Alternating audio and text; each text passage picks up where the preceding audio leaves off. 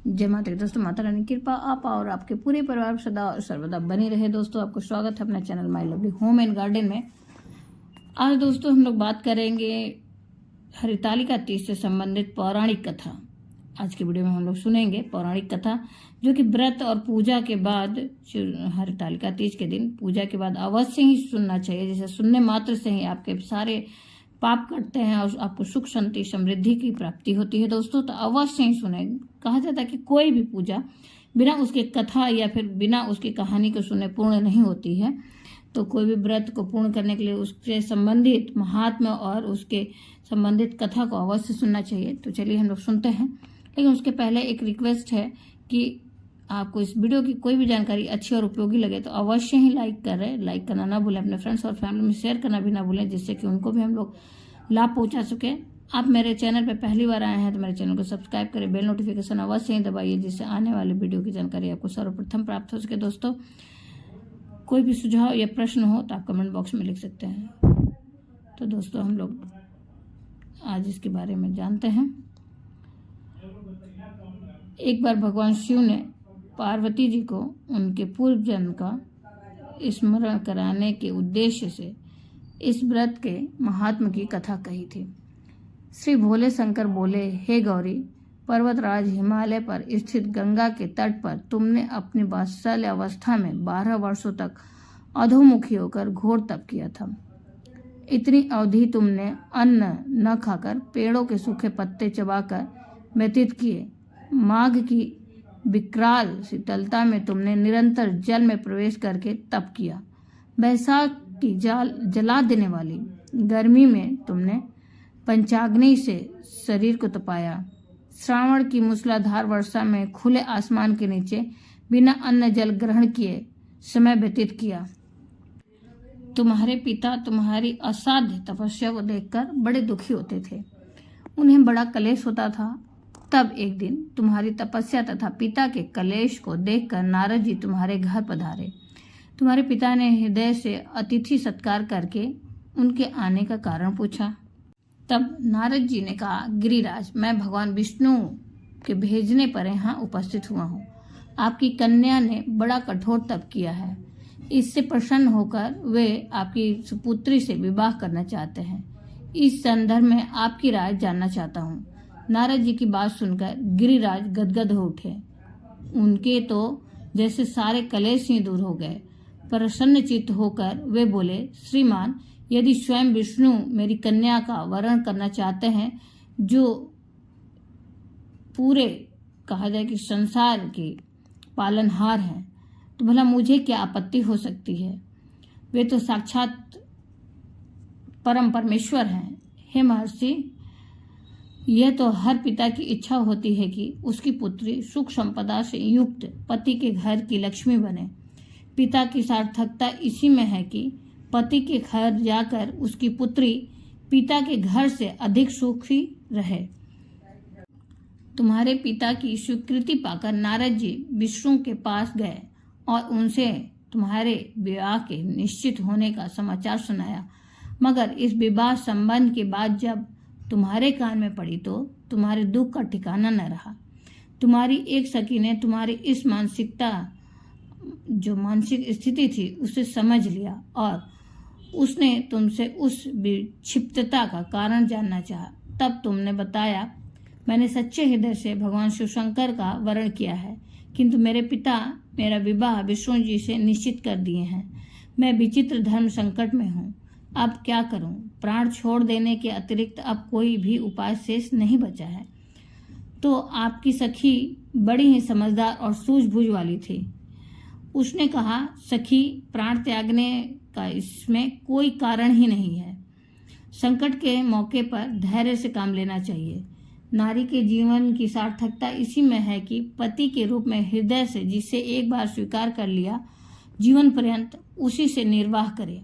सच्ची आस्था और एक निष्ठा के समक्ष तो ईश्वर को भी समर्पण करना पड़ता है। मैं तुम्हें घनघोर जंगल में ले चलती हूँ, जो साधना स्थली भी हो और जहाँ तुम्हारे पिता तुम्हें खोज भी न पाए।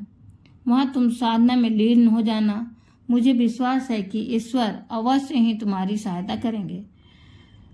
तो आपने ऐसा ही किया। आपने अपने पिता के घर पर न पाकर, आपके पिताजी आपके अपने घर पर न पाकर बड़े दुखी तथा चिंतित हुए। वह सोचने लगे कि आप जाने कहाँ चली गई। मैं विष्णु जी से उनका विवाह करने का प्रण कर चुका हूँ। यदि भगवान विष्णु बारात लेकर आएंगे और कन्या घर पर नहीं रहेगी तो बड़ा अपमान होगा। तो वे कहीं मुंह दिखाने के योग्य नहीं रहेंगे, ऐसा सोच रहे थे। यही वह सब बातें सोचकर गिरिराज ने जोर शोर से आपकी खोज शुरू करवा दी। इधर आपकी खोज होती रही और उधर आप अपनी सखी के साथ नदी के तट पर एक गुफा में मेरी साधना में लीन थी।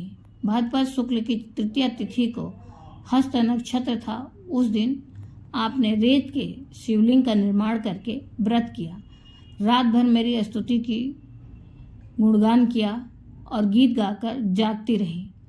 फिर उसके बाद आपके इस कष्ट साध्य तपस्या के प्रभाव से मेरा आसन डोलने लगा।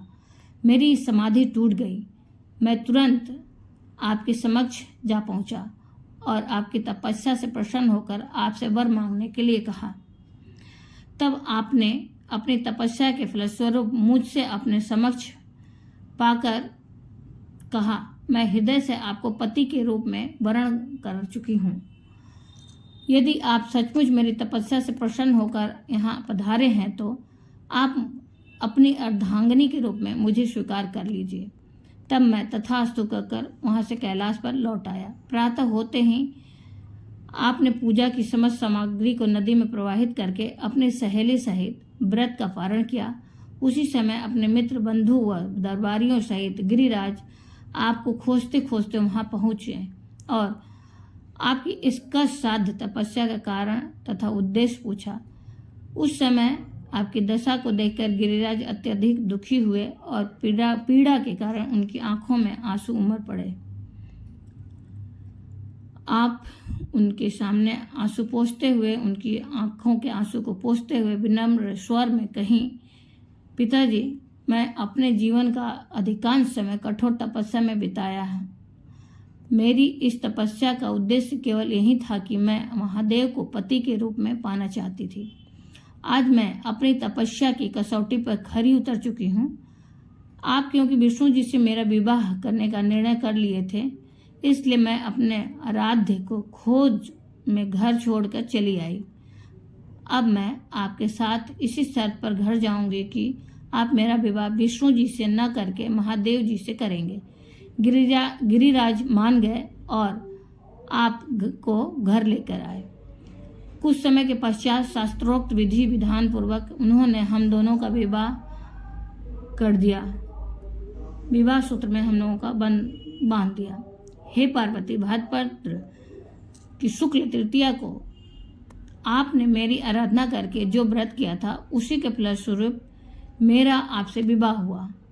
इसका महत्व यह है कि मैं इस व्रत को करने वाली कुंवारियों को मनोवांछित फल देता हूँ। इसीलिए सौभाग्य की इच्छा करने वाली प्रत्येक युवती को यह व्रत पूरी निष्ठा तथा आस्था के साथ करना चाहिए। दोस्तों, सुहागिन महिलाएं अपने घर में सुख, शांति, समृद्धि और पति की लंबी आयु के लिए इस व्रत को करती हैं और वहीं कुंवारी कन्याएं इस व्रत को इसलिए करती हैं कि उनके इच्छा अनुसार उनके मनचाहे वर की प्राप्ति हो और उनके ससुराल में हर चीज की संपन्नता हो। दोस्तों, अब हम जानते हैं कि इस व्रत में इसका शुभ मुहूर्त क्या है, पारण का शुभ मुहूर्त क्या है। इसे मैं स्क्रीन पर लगा दे रही हूँ, वहां से आप डिस्प्ले देख सकते हैं। साथ ही हम लोग जानेंगे दोस्तों कि इस दिन किन चीजों का दान देने से माता लक्ष्मी प्रसन्न होती हैं। तो आइए जानते हैं। हरतालिका तीज का व्रत महिलाएं अपने पति की दीर्घायु की कामना से रखती हैं। इसके अलावा इस दिन कुंवारी कन्याएं सुयोग वर की प्राप्ति के लिए रखती हैं। सुहागिन महिला हरतालिका तीज व्रत का व्रत करती हैं 16 श्रृंगार के साथ और निर्जला व्रत रखती हैं। हरतालिका तीज व्रत में महिलाएं भगवान शिव और माता पार्वती की पूजा करती हैं। विशेष रूप से ये आप सभी लोग जानते हैं। धार्मिक मान्यता अनुसार इस दिन कुछ चीजों का दान करना अत्यंत शुभ होता है। तो उन चीजों को हम लोग जानते हैं दोस्तों कि ऐसा क्या चीज दान करें जिससे हमें सब कुछ प्राप्त हो। तो दोस्तों, धार्मिक मान्यता के अनुसार जो चीज़ें दान करनी है वो हैं हमारे लिए दोस्तों, इस दिन कपड़ों का दान करना शुभ होता है। ऐसे में इस दिन व्रती महिलाएं ब्राह्मण को या किसी जरूरतमंद को कपड़े का दान करेंगी तो अच्छा रहेगा। इसके साथ ही इस दिन श्रृंगार की वस्तुओं का भी दान किया जाता है। ये भी बेहद शुभ होता है क्योंकि ये सुहाग के लिए व्रत रखा जाता है। फिर साथ में दोस्तों तीसरा है दान करने का वस्तु चावल का दान करना अत्यंत शुभ माना गया है। इस व्रत में शुद्ध और कच्चे चावल को अक्षत भी कहा जाता है, इसलिए मान्यता है कि इस दिन अक्षत का दान करने से अच्छे फल की प्राप्ति होती है। साथ ही माँ पार्वती और भगवान शिव का आशीर्वाद भी मिलता है। उसके बाद दोस्तों आता है गेहूं। शास्त्रों के मान्यताओं के अनुसार हरतालिका तीज व्रत के दिन गेहूं का दान करना भी शुभ और मंगलकारी होता है। इस दिन व्रती को गेहूं और जौ का दान करना शुभ होता है। जौ का दान स्वर्ण दान के समान माना जाता है दोस्तों। फिर उसके बाद आता है फल। ज्योतिष शास्त्र की मान्यता के अनुसार हरतालिका तीज व्रत के दिन फलों का दान करना शुभ होता है। व्रती महिलाओं को इस दिन फलों का दान करना जरूर चाहिए। इसके अलावा इस दिन मंदिरों में भी फल का दान किया जा सकता है। फिर उसके बाद दोस्तों बात करते हैं और क्या दान करना है, तो उड़द की दाल और चने की दाल का दान करना भी शुभ माना गया है। कहा जाता है कि इस दिन इन चीज़ों का दान करने के बाद ही सुहागिन व्रती या फिर महिलाओं को वारण करना चाहिए। मान्यता के अनुसार ऐसा करने से उनके जीवन में सुख समृद्धि की प्राप्ति होती है दोस्तों। तो आप इन सारी छोटी छोटी चीज़ों को दान करके अपने जीवन को खुशहाली से भर सकते हैं और सुख शांति समृद्धि को प्राप्त कर सकते हैं। उम्मीद करते हैं दोस्तों इस वीडियो की जानकारी आपको उपयोगी लगी। अगर उपयोगी लगी तो लाइक करना ना भूलें, अपने फ्रेंड्स और फैमिली में शेयर करना भी ना भूलें। आपका एक लाइक हम लोगों के लिए बहुत ही ऊर्जा का काम करता है दोस्तों, हम लोगों को प्रेरणा देती है। फिर आप मेरे चैनल पे पहली बार अगर आए हैं तो मेरे चैनल को सब्सक्राइब करिए, बेल नोटिफिकेशन अवश्य ही दबाइए जिससे आने वाली वीडियो आपको सर्वप्रथम प्राप्त हो सके दोस्तों। मिलते हैं फिर एक नई जानकारी के साथ नए वीडियो में, तब तक के लिए जय माता की, हर हर महादेव दोस्तों। धन्यवाद दोस्तों।